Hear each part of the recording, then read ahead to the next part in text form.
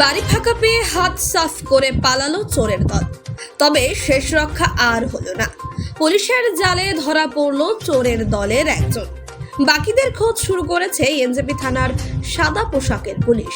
Police সূত্রে জানা গেছে, ফুলবাড়ি ২ নম্বর অঞ্চলের জোরপাকুড়ি এলাকার একটি বাড়িতে এমন চুরির ঘটনা ঘটে।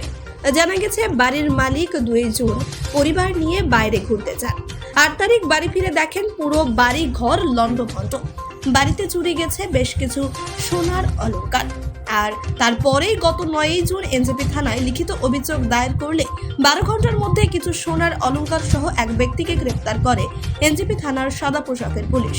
ধৃতের নাম এমডি শাকিল, বাড়ি জোরপাকুড়ি এলাকায়। ধৃতকে সোমবার জলপাইগুড়ি আদালতে পাঠিয়ে ঘটনা তদন্তের স্বার্থে ৫ দিনের রিমান্ডের আবেদন জানাবে এনজেপি থানার পুলিশ।